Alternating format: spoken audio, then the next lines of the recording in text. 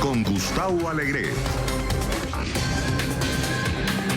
Aproximadamente 10 millones de trabajadores en Estados Unidos han solicitado seguro de desempleo en las últimas semanas.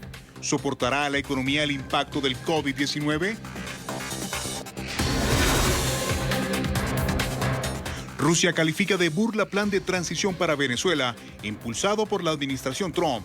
En la propuesta, Maduro y Guaidó sí podrían ser candidatos presidenciales.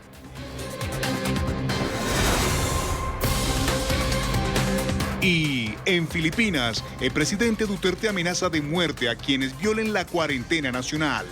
¿Una medida irracional? Comienza Club de Prensa con Gustavo Alegret. Bienvenidos a Club de Prensa, el espacio de análisis de NTN24 con los mejores analistas y corresponsales en Washington y en el mundo. En este tiempo de análisis, hoy viernes, vamos a escuchar los puntos de vista de nuestros invitados que ya nos acompañan. Carlos Ponce es analista político y miembro de la Fundación Memoria de las Víctimas del Comunismo. Se encuentra en Boston, en Estados Unidos. Carlos, ¿cómo estás? Qué gusto saludarte, bienvenido.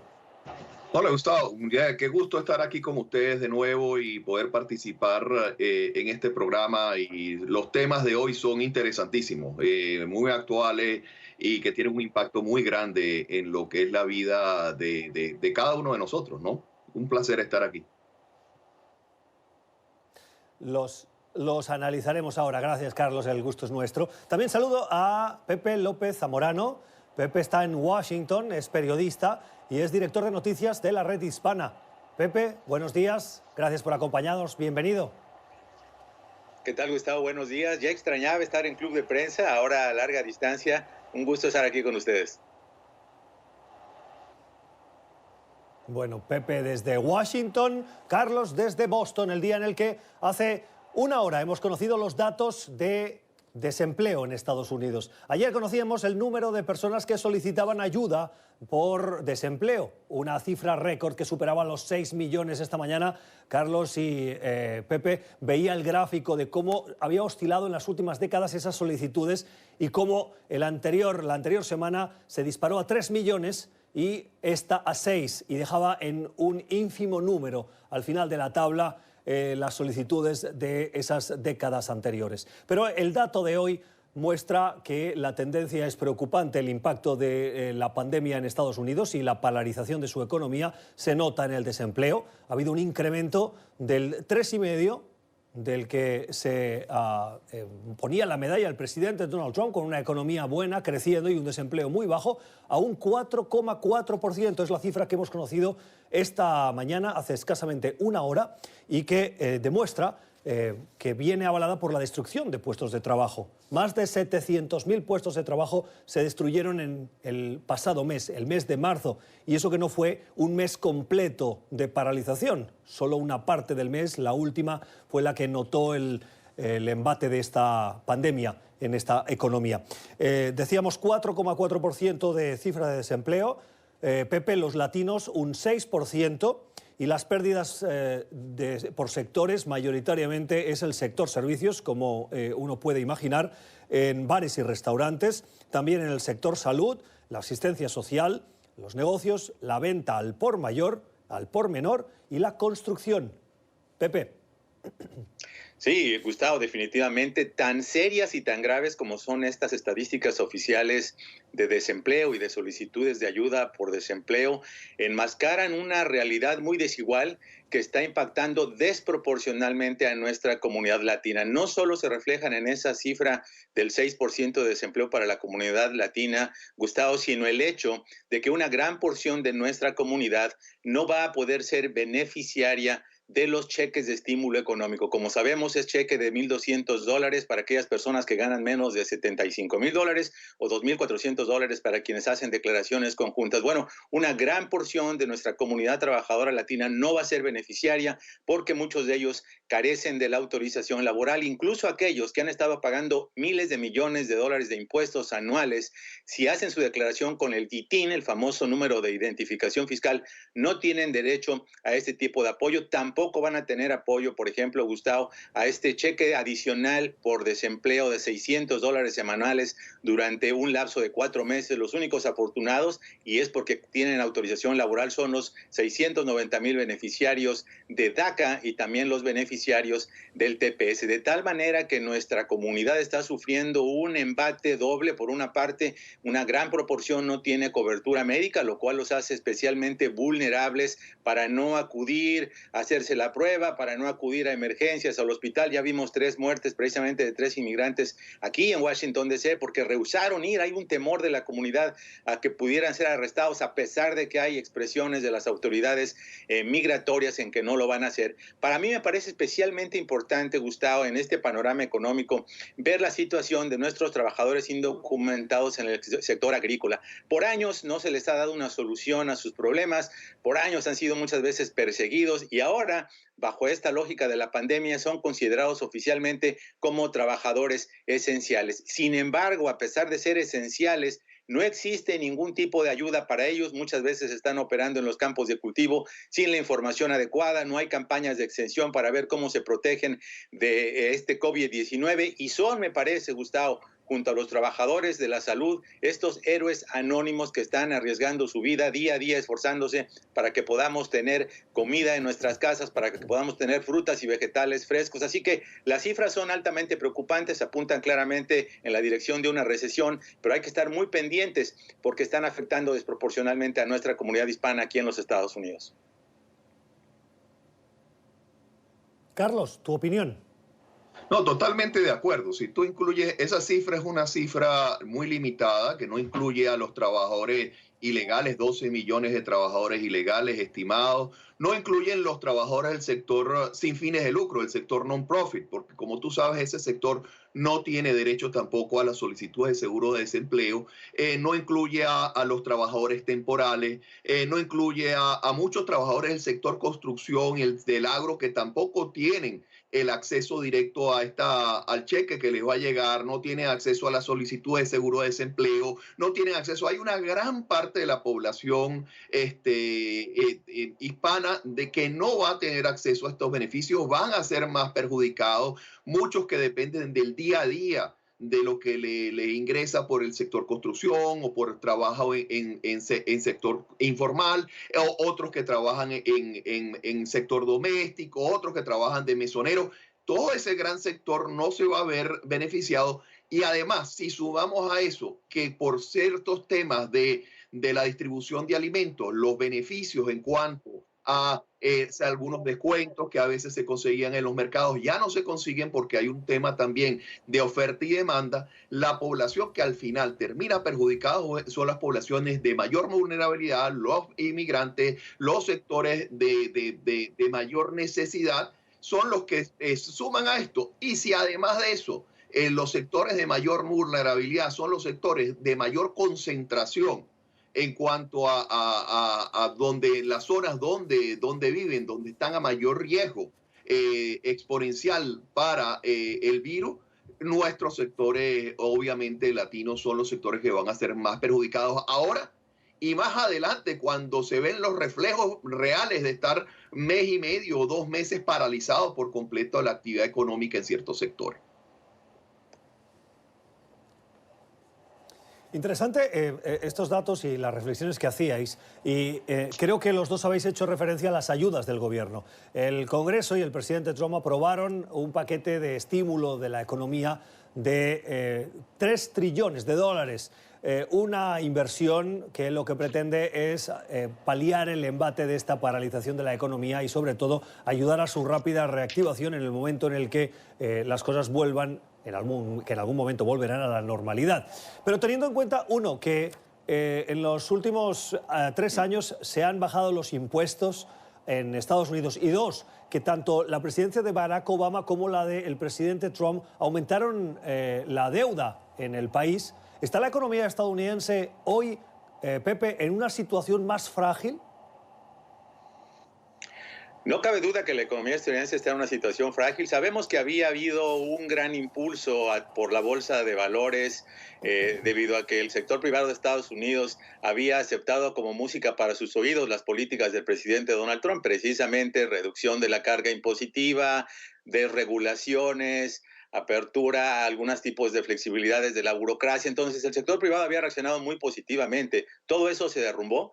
Lo estamos viendo ahora, el propio sector del presidente Trump, sus propios negocios están buscando ayuda porque están siendo afectados, como lo están siendo afectados muchas industrias muy importantes, por ejemplo, el transporte, en particular la aviación, los servicios, bares, restaurantes, hoteles, de tal manera que esto tiene un efecto en cascada, porque tú cierras un hotel, también afectas a los pequeños negocios que proveen a los trabajadores de limpieza, que proveen la comida, etcétera. Entonces hay un efecto de cascada. Definitivamente la economía de Estados Unidos está en un mal estado, pero si pensamos desde esa perspectiva, yo no quiero imaginarme el impacto que va a tener esta crisis en los países especialmente en desarrollo, porque Estados Unidos, lo vimos con estos paquetes de ayuda, el último de 2 millones de dólares, Estados Unidos tiene donde imprimir circulante, tiene un resguardo, una reserva estratégica para poder hacer frente a estas calamidades. Estamos viendo, por ejemplo, la invocación del acta de defensa para la producción, pero ponte a imaginar lo que podría ocurrir en los países de nuestra región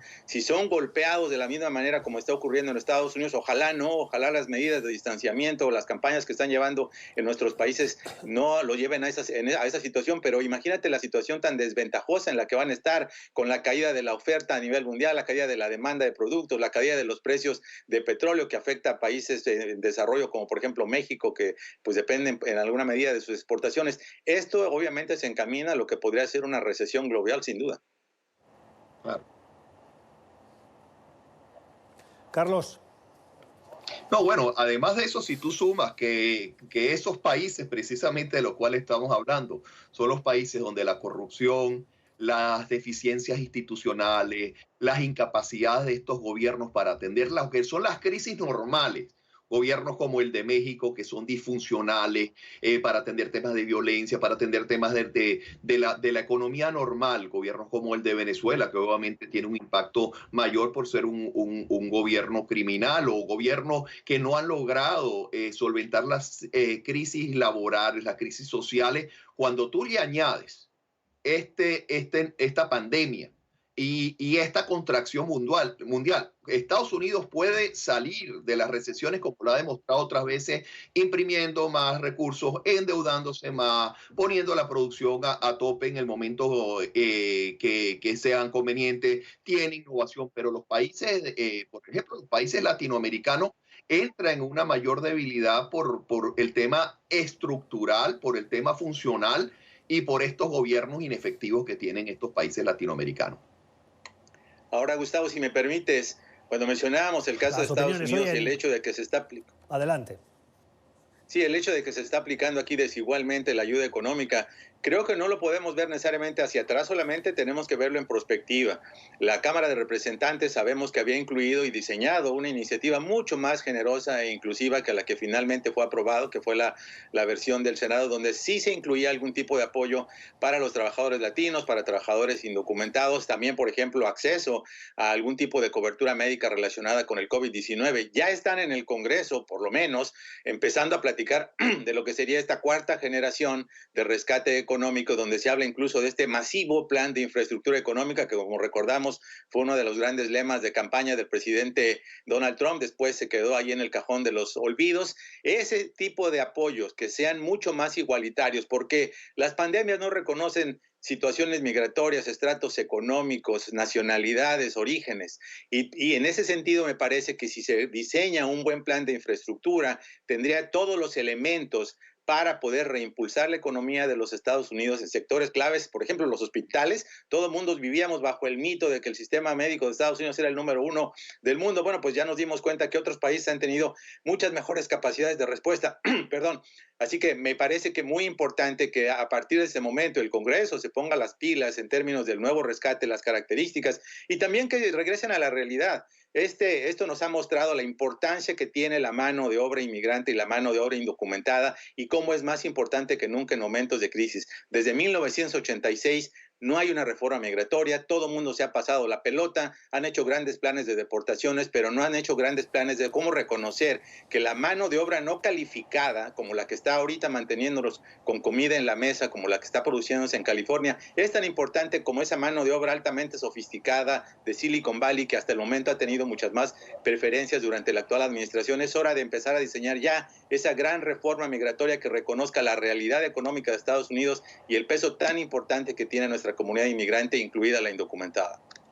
Claro, pero lo bueno sería no añadir el tema político a la discusión del tema de la pandemia, el tema del coronavirus. Estamos de acuerdo que algunas de las propuestas en el Congreso han sido adecuadas, pero también le han incluido el elemento político, el aprovechamiento del tema de las agendas partidistas de los dos sectores. Yo no hablo de ningún sector. De los dos sectores están utilizando la pandemia también para avanzar. Yo creo que hay un momento de dejar atrás el tema de la discusión política. Yo no estoy de acuerdo que Estados Unidos esté demostrando tener peor sistemas de salud que otros países. Otros países han demostrado que tienen unos sistemas de seguro social más ampliados, pero el sistema de salud que ha demostrado España, que ha demostrado Italia, o en otros países las cifras son cifras maquilladas que al final no demuestran realmente incidencia. En Alemania, enfermedades crónicas previas no son incluidas dentro del tema de los números que muestran el impacto del coronavirus. Yo creo que tenemos que dar los números como son, los temas como son, y dejar el tema político partidista fuera de estas discusiones si queremos realmente recuperar la economía y avanzar el país hacia lo que tiene que hacer, que es una recuperación inmediata que beneficie a todos. Y yo estoy totalmente de acuerdo. Justamente el gran problema habido es que las realidades económicas han sido oscurecidas por la polarización política que existe en Washington. Sí. En cualquier otro país habría una coincidencia de parte de las principales fuerzas políticas, independientemente de su signo, de que esta realidad que estamos viviendo muestra precisamente la importancia de poder tener una mano de obra calificada, continua, en las industrias de baja calificación. Estamos viendo ya escasez seria de trabajadores migrantes en los campos de cultivo de algunos de los principales estados de Estados Unidos, al grado que esto obligó a la administración temporalmente a flexibilizar los criterios, incluso para la extensión y aprobación de los programas de visas al sector agrícola H2A. Esa es la realidad que estamos viviendo y esa es la realidad que debe regularse, coincido, fuera de cualquier tipo de inclinación o color partidista, para hacer una discusión racional sobre la importancia que tiene la mano de obra no calificada, puede ser local, puede ser extranjera, para la economía de Estados Unidos, especialmente en momentos de emergencias de salud pública como esta. Las opiniones hoy de López Zamorano y de Carlos Ponce, que nos acompañan, el primero desde Washington, D.C., el segundo desde Boston, en Estados Unidos, los dos. Vamos a una primera pausa en este club de prensa de hoy, que estamos compartiendo con esos puntos de vista que nos enriquecen. Ya regresamos.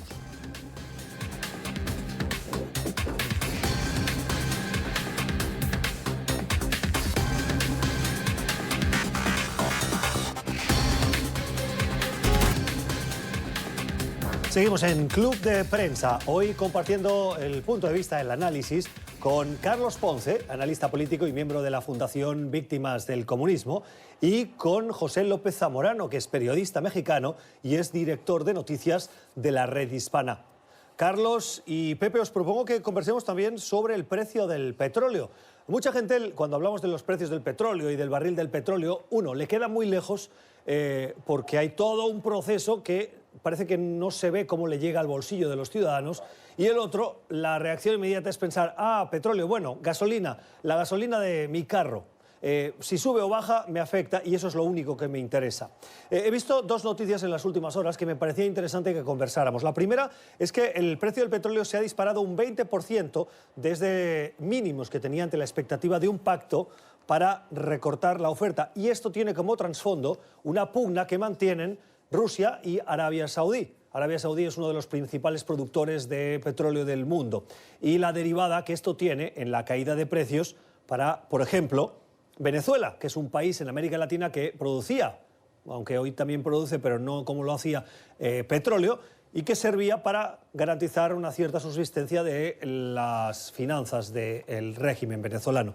Y la segunda es que Trump ha hecho unas declaraciones al respecto de esta polémica y dice que espera que Arabia Saudí y Rusia recorten la oferta de crudo. Carlos, tu opinión sobre lo que está pasando con los precios del petróleo.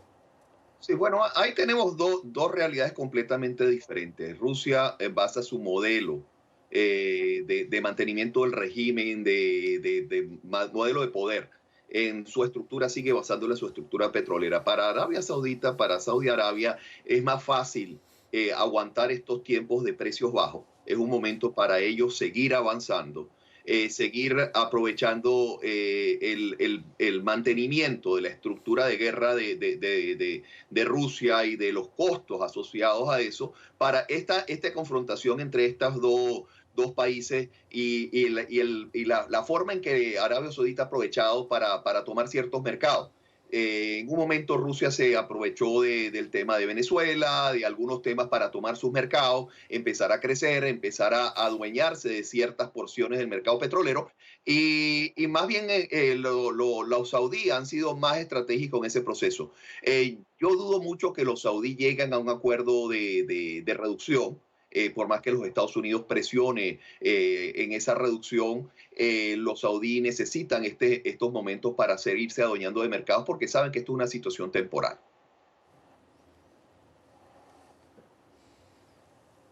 Pepe. Sí, bueno, si combinamos tus dos preguntas, podemos inferir que o Donald Trump todavía tiene potencial y capacidad de influir en los mercados porque sus declaraciones hicieron que subiera, o los mercados buscan aferrarse a cualquier pedazo de buenas noticias para evitar la realidad de un colapso. Hasta este momento en la mañana, los precios del crudo ligero de referencia americano, el West Texas Intermediate, estaba subiendo $9, el Brent del Mar del Norte $3, la mezcla mexicana que cayó hasta los $10, ahorita lleva un incremento del 51% en las últimas 24 horas. Qué bueno, porque es muy importante para las finanzas mexicanas. La realidad obviamente es que hay una caída de la demanda internacional del crudo. Yo sí esperaría que hubiera algún tipo de acuerdo entre Rusia y Arabia Saudita por la sencilla razón de que más para Rusia que para Arabia Saudita sí hay un interés de que sus ingresos petroleros les ayuden a equilibrar sus finanzas públicas. Es decir, a nadie le conviene una permanente caída de los precios del petróleo. Entonces yo estoy optimista de que va a haber algún tipo de arreglo. Parece ser que ya está calendarizada ahora sí la reunión del presidente Donald Trump con sus productores locales de petróleo. También el presidente Putin tendría una reunión similar. Y la lógica obviamente es buscar algún tipo de coordinación que impida que estos precios del petróleo vayan más para abajo. Sabemos que muchos países básicamente los ingresos petroleros son su único sustento o su principal sustento. Por ejemplo, en el caso de México ha habido lógicamente una caída y va a continuar habiendo una caída de los ingresos que reciben por las remesas, que son tan importantes para la economía mexicana, los ingresos por turismo internacional. Entonces, obviamente son todos los elementos de una tormenta perfecta y a mí me parecería, desde un punto de vista de sentido común, no soy experto en el mercado petrolero, que haya un interés cifrado de todos los países de poder llegar a precios energéticos sustentables. Las opiniones de Pepe López Zamorano y de Carlos Ponce. Cambiemos de asunto, hablemos de Venezuela. Saben que esta semana el Departamento de Estado presentó una propuesta que ha caído en saco roto, al menos por parte del régimen de Nicolás Maduro. Una propuesta para avanzar en una posible transición a la democracia en el país suramericano y que incluiría la conformación de un Consejo de Estado con 5 miembros, 4 de ellos elegidos por la Asamblea Nacional, la legítima, y una figura que fungiría como quinta persona en ese Consejo de presidente de transición. Maduro y Guaidó desaparecerían de la escena política, pero en las últimas horas, Carlos, el enviado especial del Departamento de Estado para Venezuela ha salido al paso aclarando algunos detalles sobre esa propuesta. Y ha dicho Elliot Abrams que tanto Maduro como Guaidó sí podrían presentarse a esas nuevas elecciones en el plan propuesto por Estados Unidos. ¿Hay contradicciones y falta de claridad por parte de Estados Unidos en su política con Venezuela?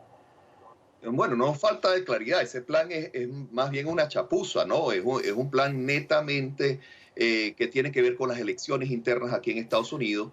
Yo creo que el presidente Trump se equivocó el año pasado jugándose todas las cartas al equipo de Guaidó y la Asamblea Nacional pensando que iba a tener una victoria de muy corto plazo, que la presión le iba a permitir tener un éxito diplomático internacional al llevar Venezuela a un cambio de régimen, un cambio de estructura. El apoyo no solamente en el discurso, el apoyo diplomático en hacer que otros gobiernos también apoyaran a Guaidó, el apoyo además económico, darle 600, 700 millones de dólares para el tema de los migrantes venezolanos, para 100 millones de dólares para el tema político de manejo de la asamblea y del tema de manejo de los componentes del equipo de Guaidó. El gobierno de Trump se jugó todas las cartas pensando que iba a lograr en pocos meses un cambio. Trató de presionar a ciertos individuos del régimen para volteársele a Maduro. Ha tratado todo y se ha dado cuenta después de unos 15, 16 meses que lo que le vendieron no es cierto, que esa salida rápida de un gobierno criminal no era tan sencillo, y está viendo las elecciones en su camino. Está viendo que hay un tema electoral interno de Estados Unidos. Trump pasó del cambio de régimen en Venezuela y del de rescate institucional a un tema netamente electoral para hacer unas elecciones. Ha subido el costo político de la cabeza de Maduro para salir de la cabeza de Maduro, abrir el juego electoral sin importarle que tal vez eso no es un cambio real en Venezuela, que lo que vas a estar es cambiando, si es que se le da en los escenarios, porque Maduro sigue atornillado con los contactos criminales. Lo que podrías lograr es unos modelos tipo Egipto, tipo Zimbabue, tipo Somalia, gobiernos que siguen siendo unos gobiernos criminales, pero al final no tienes un cambio real en ese país. Esto es un tema netamente político electoral del presidente Donald Trump para su propia agenda política internacional y demostrar que ha tenido una victoria en el plano internacional. Claro, y en ese sentido, Carlos, antes de darle la palabra a Pepe, me gustaría estirar un poco el argumento. Si eso tiene un cálculo electoral pensando en Florida, que es un estado clave para llegar a la Casa Blanca, y tú lo calificas ese plan como chapuza, te pregunto, ¿puede acabar pasándole factura a Donald Trump y tener un efecto contrario al esperado precisamente por esa falta de claridad y de estrategia con un objetivo definido y realista? Es que hasta ahorita en la política internacional de Estados Unidos no ha tenido ningún sentido estratégico, ninguna planificación estratégica. Va haciendo como vaya viniendo, vamos viendo, van cambiando los objetivos, de repente aceleran en unos objetivos, los cambian, de repente dicen que vienen con todas las alternativas y no son todas las alternativas, cambian el discurso, dicen que Maduro tiene que entregarse, ir preso, y de repente sacan una decisión, abren los expedientes y dicen que Maduro es un criminal internacional, y al día siguiente dice que Maduro se puede presentar en unas elecciones. Eso no tiene sentido. No creo que esté jugando sobre todo al elector de Florida ni al elector latino. Yo creo que Trump le está jugando al gran elector norteamericano al decirle que en ese paisito chiquito como Venezuela, Trump obtuvo una victoria porque sacó a Maduro del poder y logró organizar unas elecciones, sin importar el resultado electoral. Es venderse como el gran componedor internacional y tratar de que la agenda pase a segundo nivel y no tener esa herida abierta que ha sido la mala política con Venezuela a nivel de no haber una planificación estratégica. Pepe. Sí, yo creo que definitivamente me quedo con el último comentario de Carlos, porque es lo que estaba pensando al inicio, ¿no? Es decir, ¿cómo es posible, cómo se pueden conciliar dos realidades aparentemente absurdas? Que es una, primero acusas a una persona de narcoterrorismo, haces una oferta de una recompensa multimillonaria, ¿no? Con un encauzamiento criminal muy complejo, y después, unos días después, decides que esa misma persona a la que estás buscando como fugitivo internacional, por la que ofreces la recompensa, con cargos absolutamente serios bajo la legislación de Estados Unidos, al mismo tiempo dices que dentro de tu plan esa misma persona puede postularse para buscar la presidencia. ¿No se suponía que todo este plan tendría como lógica absoluta precisamente buscar una normalización de la vida política, de la vida económica de un país? ¿Cómo lo vas a hacer así con una persona de este tipo? Claro, la lógica desde Estados Unidos es que se podría postular Nicolás Maduro, pero perdería, porque según las encuestas que fueron citadas por Elliot Abrams, tiene una popularidad tan baja que sus probabilidades de llegar a ser presidente nuevamente serían absolutamente cero. Efectivamente, yo coincido con Carlos, me parece, yo no le veo ni pies ni cabeza a este plan porque no veo cuáles son las posibilidades realistas de que pudiera tener algún tipo de tracción en Venezuela más que para consumo interno en Estados Unidos o para consumo internacional. La idea de que Estados Unidos había dejado atrás quizá no tácitamente esta opción guerrerista, esta opción militar que el presidente Donald Trump muy ambiguamente había puesto como que siempre había estado en la mesa y que probablemente está volcado a buscar una solución política, una solución pacífica, por la respuesta que estamos viendo obviamente de Venezuela y de sus aliados, especialmente de Rusia, que lo consideró propiamente una burla. Obviamente este plan no va a ninguna parte. Claramente ha habido por parte de la administración Trump pues alguna desesperación de buscar reimpulsar todo este proceso y mantener la figura de Guaidó como una figura política viable en Venezuela. Sin embargo, no parece ser,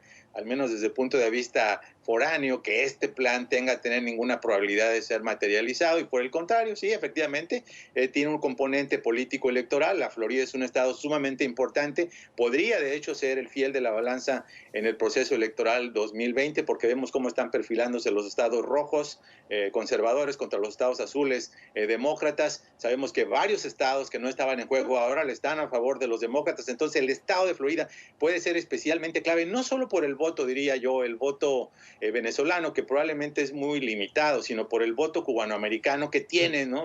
Todavía hay un sector que tiene este tema del anticomunismo y la idea de ver a los republicanos como los salvadores de las democracias de América Latina. Entonces yo creo que juega no solamente a ese sector del exilio venezolano, sino a otros sectores políticos que están a favor de soluciones para los países que enfrentan problemas como Venezuela.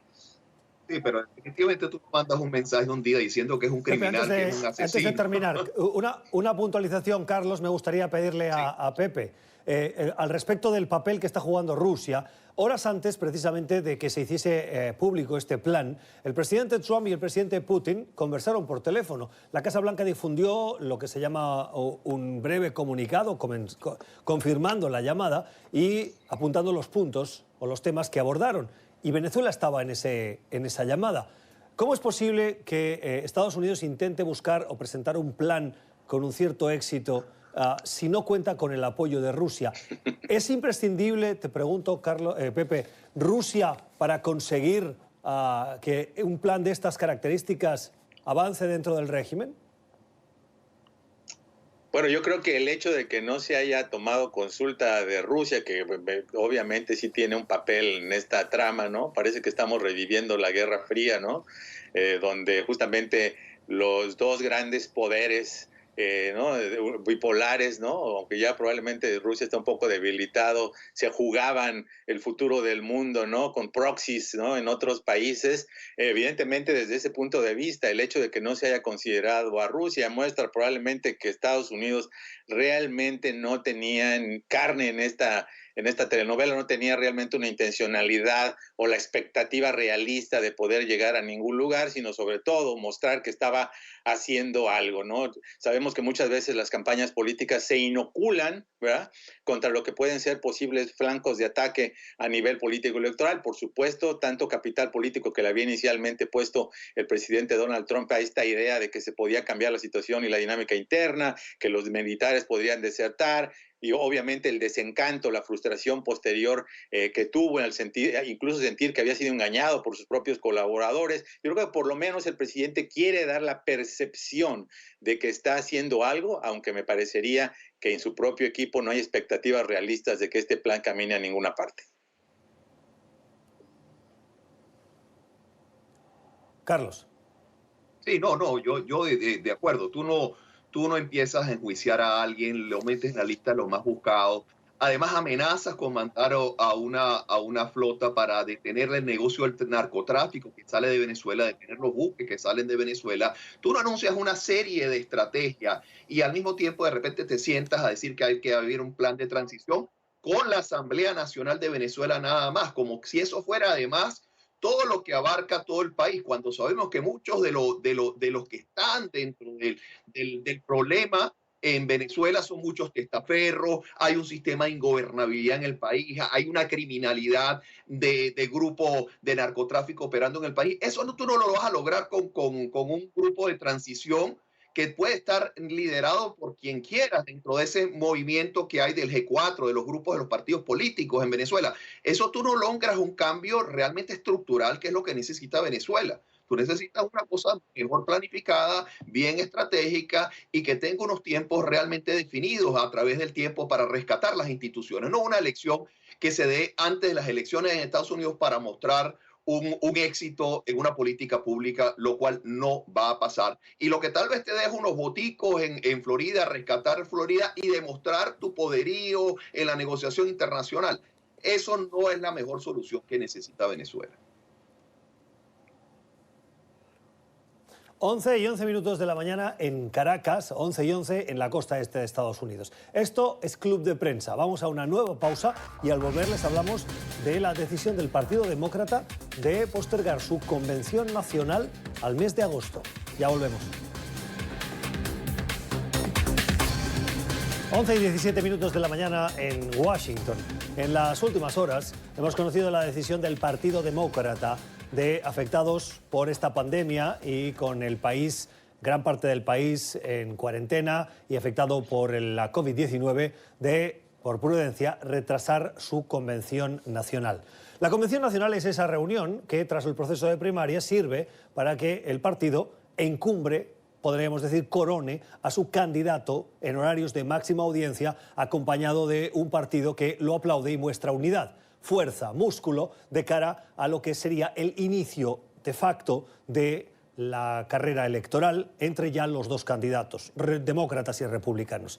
Fíjense que los procesos de primarias son largos y los partidos se ponen de acuerdo para hacer sus convenciones, los demócratas este año primero y los republicanos después. Bueno, lo que ha pasado es que el primero este año eran los demócratas y dado que se producía esa convención a finales de junio, principios de julio, lo que han decidido es postergarla hasta el mes de agosto.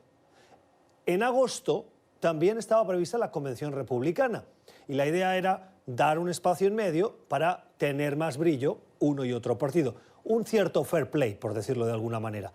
Ahora van a ir pegadas una detrás de la otra. Carlos, ¿esto puede tener un impacto en algunos de los dos partidos? ¿Es mejor ir primero que ir después? Bueno, no, el impacto realmente, el movimiento de la agenda electoral, de la estrategia demócrata, es precisamente porque se han dado cuenta de que bajo estos momentos donde ninguno de los candidatos, porque por más que Bernie Sanders hable del tema de seguro para todos y hable de algunos temas, no están teniendo brillo. Realmente ahorita la gente lo que está preocupado por lo que está diciendo el gobernador, está diciendo el alcalde, y lo que ven a nivel nacional con lo que es la estrategia buena o mala que tenga el presidente Trump. Los candidatos demócratas no están figurando. Ahorita solo hay un solo candidato haciendo campaña, que es el presidente Trump. Si se quiere rescatar el tema electoral y que los candidatos tengan la opción de llevar su mensaje, sobre todo ahora que pareciera que Bernie Sanders decidió no retirar su campaña, jugárselo el tema del coronavirus, jugarse sus últimas fichas pensando que va a tener una recuperación milagrosa porque la agenda social se va a imponer dentro del tema, mover la fecha de la asamblea les permite tomar un cierto brillo de nuevo en el tema de la campaña electoral y en el tema de la definición de un juego más o menos justo dentro de estos dos candidatos para lo que son los últimos meses de campaña y tratar de recuperar el espacio y tratar de quitarle un poco de brillo a lo que podría ser la estrategia republicana con su asamblea y tratar de rescatar un poquito la imagen de lo que es la campaña por parte del Partido Demócrata.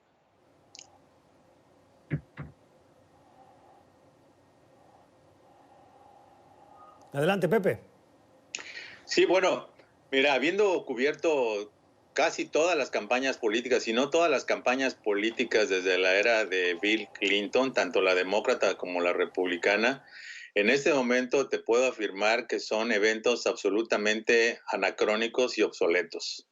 A diferencia de principios del siglo, donde todavía eran espacios de debate político, donde a puertas cerradas, en los pasillos, se discutían las agendas, las plataformas, los beneficios de un candidato y había rondas de votación, a veces no se llegaba a los números adecuados y hacían otra ronda y convencían en los pasillos y movían la plataforma para reflejar los de vista de los principales aspirantes, de tal manera que alguien pudiera coronarse. Ahora son absolutamente eventos mediáticos para la televisión, son prácticamente 3 a 4 días, antes eran 5 días de pérdida de tiempo. Yo no me quiero imaginar desde un punto de vista de una emergencia de salud pública las aglomeraciones que son estar en el piso de la convención, realmente son multitudinarias, hay un hacinamiento impresionante. Yo no sé si se puede hacer una convención con distanciamiento social, porque lo que se busca justamente es eso, las imágenes de la euforia, la algarabía, etcétera. Sí es verdad que después de todas las convenciones políticas hay un ligero repunte del candidato Coronada, pero estas son películas sin suspenso, todos sabemos quién llega ahí como el virtual aspirante y simplemente son 3 noches, 4 noches de discursos interminables, aplausos, música, para llegar al evento y a la conclusión que todos conocíamos por anticipado. Francamente, yo creo que deberían de cancelarse. No tengo muchas ganas yo personalmente de ir a estas de ninguna manera. Son eventos un poquito fuera de moda ya. Yo creo que es mucho más importante que los candidatos realmente aborden los temas de interés para la ciudadanía.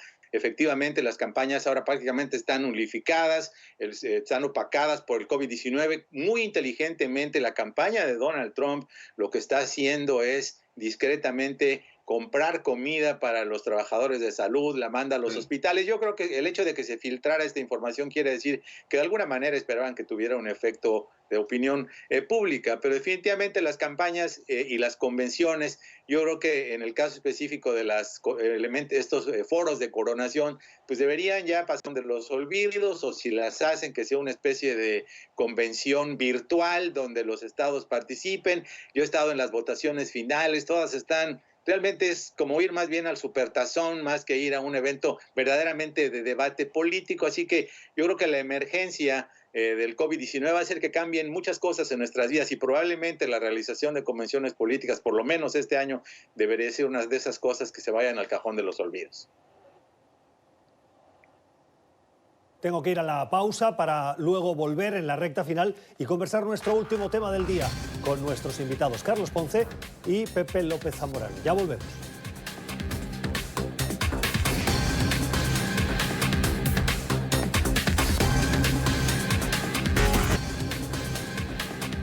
Once y 28 minutos de la noche en Manila, en Filipinas. El presidente del país, Rodrigo Duterte, ha vuelto a la polémicas declaraciones. Dada la cuarentena y la expansión de la pandemia, ha dicho que las fuerzas del orden pueden disparar a matar contra Carlos quien no cumpla esa cuarentena. Nos tenemos que llevar las manos a la cabeza, me imagino. No, es terrible.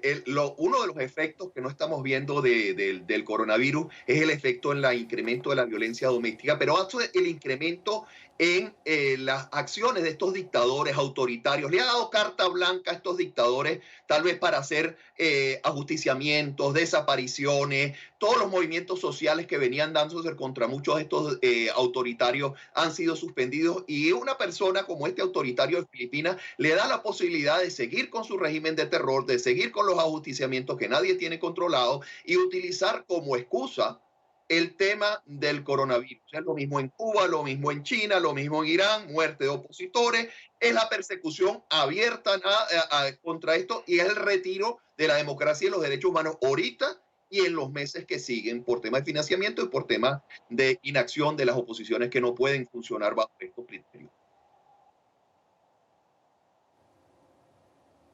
Sí, definitivamente.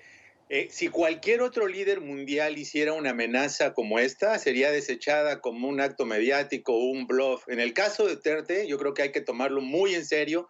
tiene antecedentes muy claros de este tipo de actitudes. Y yo creo que uno de los debates que algunos van a hacer después de esta emergencia del COVID-19, que esperemos salgamos lo más pronto posible, va a ser si es más fácil lidiar con emergencias de salud pública bajo regímenes o bajo liderazgos autoritarios que bajo liderazgos democráticos. Vimos la reacción que hubo cuando el presidente Donald Trump simplemente flotó la idea de establecer una cuarentena obligatoria en Nueva York. Obviamente aquí se tienen que respetar las leyes, tiene que haber obviamente un absoluto respeto al debido proceso y a las garantías individuales, y lamentablemente en muchos países del mundo, coincido, este tipo de circunstancias permite sacar los peores instintos autoritarios de muchos líderes políticos.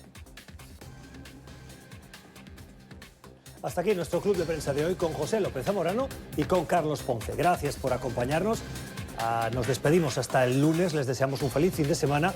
Cuídense y cuiden a los suyos del coronavirus. Que descansen.